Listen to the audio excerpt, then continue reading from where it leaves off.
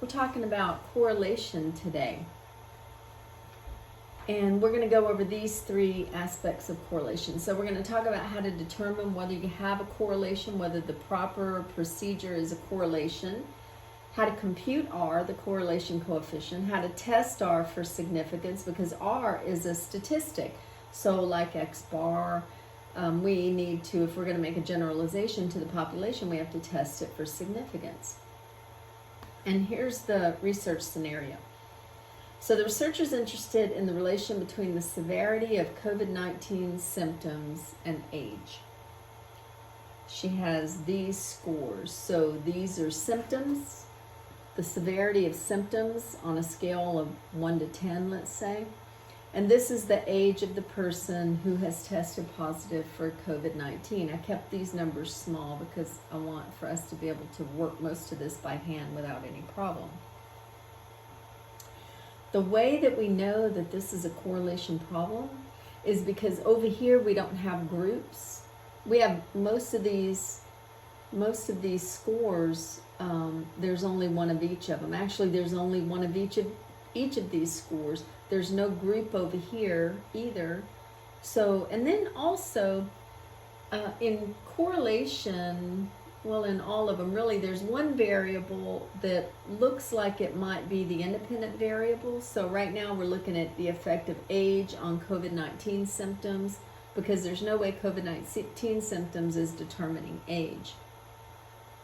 So we're looking at age as the IV sort of, and COVID-19 symptoms as the DV. So this is the IV, and the IV is the X variable. And this is the DV, so the DV is the Y variable. So we have age as the X variable, and COVID-19 symptoms is the Y variable. And the reason we know that's not a t-test or an ANOVA or a z-test is because these are two variables that are both quantitative. There's no grouping, there's no mean differences between groups because we don't have a group. We just have some scores, and we have over here some other scores, and that's always a correlation problem. I want to show you something else. The correlation problems are graphed, not with a frequency histogram because that only handles one dependent variable, but with what's called a bivariate scatter plot. So here I've created the bivariate scatter plot for the relationship between age and COVID-19 symptoms. And if you remember over here, we have a person here who is age 4, and their symptom severity is a 3. And here a person is 5, and their symptom severity is a 4. And so when we look at the scatter plot, we have a 3-year-old with a symptom severity of 4. We have a 5-year-old with a symptom severity of 5, a 4-year-old with a symptom severity. So each one of these dots is the coordinates between those two quantitative variables. Okay, so let's compute R. Now you've seen this formula before because we computed R maybe in probably like the 3rd class that we had. And I put it up there and had you compute it because we were messing with order of operations and summation notation, and this is a good problem with a lot of summation and a lot of order of operations to mess with. And I also told you that this would be the hardest computation that you would have, and it is. And we're back to it now. So here's the formula. So what I see is that we need to multiply X by Y, because order of operations says that if we're going to compute this, we do multiplication first and then addition. So we need a column where we multiply the X's times the Y's. We need to sum the X's and sum the Y's, and we do that here as well. And we need to square the X's and sum them up, and square the Y's and sum them up. So let's look over here at our scores and see what we can do. So we need a Y squared, that's COVID-19 symptoms squared, and we need an X squared, that's age squared, and we need an X, Y, like that. And then the rest of those terms are just summations. Sum up sum up the y squared, sum up the x squared, sum up the x's, sum up the y's, sum up the x's, sum up the y's, sum up the product. Okay. So we need to square all the y's. So I'm going to square 3 and get 9 and 16 and 4 and 25 and 1. And then we need to add that up, so the sum of y squared is, hey Google, what is 9 plus 16 plus 4 plus 25 plus 1? The answer is 55. Google gets 55. And then we're going to do the same for the x's. So I get 16, 25, 9, 25, 9. Hey Google, what is 16 plus 25 plus 9 plus 25 plus 9? The answer is 84. Okay, I get 84. And then we can add up 3 plus 4 is 7, 8, 9, 14, 15. So that the sum of y is 15. And the sum of x is 4 plus 5 is 9, 12, 17, 18, 19, 20. Okay, so we're getting there. Now we need x, y's. So we're going to multiply 3 times 4 and get 12, and 4 times 5 and get 20, and 2 times 3 and get 6, and 5 times 5 and get 25, and 1 times 3 and get 3, and then we're going to figure out what the sum of x, y is. Hey Google, what is 12 plus 20 plus 6 plus 25 plus 3? The answer is 66. 66. Okay, so it looks like we're ready to go with our formula. Let's go start plugging it in. So the sum of x is 20, and the sum of y is 15. So we can plug those in. The sum of x is 20, and the sum of y is 15. So 15 times 20 right here. And right here we got the sum of x is 20 and 15. So 15 and 20. Okay. Alright, and n is the number of people. So 1, 2, 3, 4, 5. So n is 5. 5.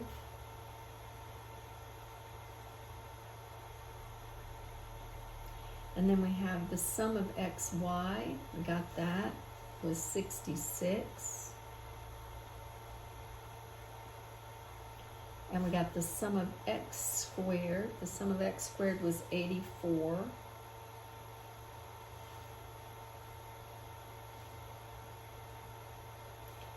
And the sum of y squared was 55.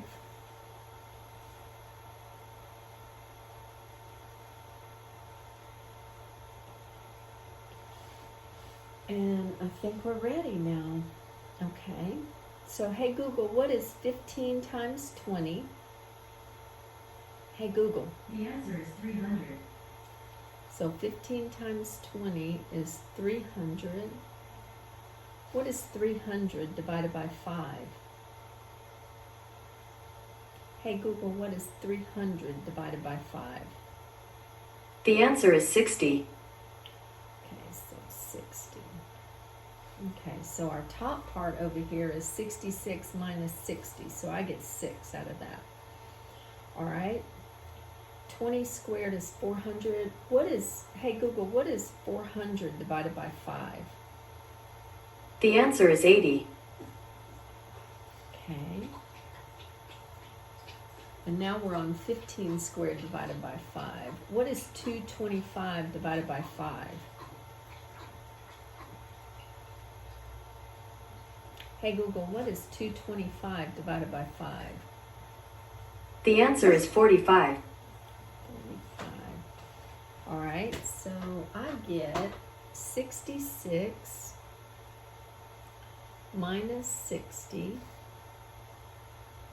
divided by the square root of 84 minus 80 is 4 times 55 minus 45 is 10.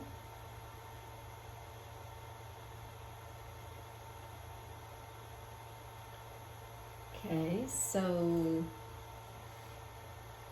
66 minus 60, that's 6, divided by the square root of 40. Okay. 6 divided by, hey Google, what is the square root of 40? Square root of 40 is approximately 6.325. Okay. And what is 6 divided by 6.325? The answer is approximately 0.948617. 948,617. So 95. So we get a correlation, and that's our answer. That equals R. Okay, so the correlation between COVID-19 symptoms and age is 0.95. Now, that 0.95 is on a scale that ranges from -1 all the way to +1, but not beyond that. So we got, and +1, a +1 correlation is what's called a perfect correlation. That means that I can tell you, if you tell me what the score is on the one item, on the one scale, I can tell you what your score is on the other item because they're perfectly correlated. So if I have a bucket of milk or a gallon of milk and I pour it into a bucket, the amount that I pour is exactly related to the weight of that bucket. And so those are perfectly correlated. But we don't have that mostly in any discipline that any of us are in. And so a 0.95 is a really high correlation. It's really close to a perfect correlation. But still, I'm going to have to test it for significance because I want to know if generally in the population is age related to COVID-19 symptoms. And so we're going to test this with this F statistic, just like the ANOVA statistic. And the reason that we're able to do this is because R is distributed kind of normally. So these little R values like this in the sampling distribution of R, when rho, the population correlation, is equal to 0, R has, these little sample R's have a normal distribution, or approximately a normal distribution. So we can use this F statistic to test it for significance. So the null hypothesis is that there's no correlation between COVID-19 symptoms and age in these young kids. There's no relationship. And we just got that 0.95 because of sampling error. So now we need to test that. And the test is going to be, we're going to compute F and look it up on 1 and n-2 degrees of freedom. So we had 5 people. So we're going to look our F critical up on 1 and 3 degrees of freedom. And we know that R is 0.95, but we need R squared. So, hey Google, what is 0.95 squared? 95 squared is 9,025. 0.925. What is 0.95 squared? 95 squared is 9,025. I think it's 9,090. What is 0.95 squared? Hey Google, what is 0.95 squared? 0.95 squared is approximately 0.903. 90. Okay. All right, so we got that. And the formula, this is the shortcut formula. There's a long version of this formula, but I'm not going to go into it because we don't have a lot of time left. But anyway, this is the formula that we're going to apply. So 0.90 times n minus 2, we had 5 people, minus 2 is 3 times 3, divided by 1 minus 0.90. So, and that's going to equal F. So, hey Google, what is 0.9 times 3? The answer is 2.7. So we got 2.7 divided by 0.1. Hey Google, what is 2.7 divided by 0.1? The answer is 2.7. What is 2.7 divided by 0.1? The answer is 27. 27. Okay, so F is 27, and we need to look it up on 1 and 3 degrees of freedom. So let's go back. So our F right here is what we got. That's 27. And if it's bigger than F critical on 1 and 3 degrees of freedom, then we reject that null that says that the population correlation is 0. So let me go over here and look up. Shoot, what happened to it?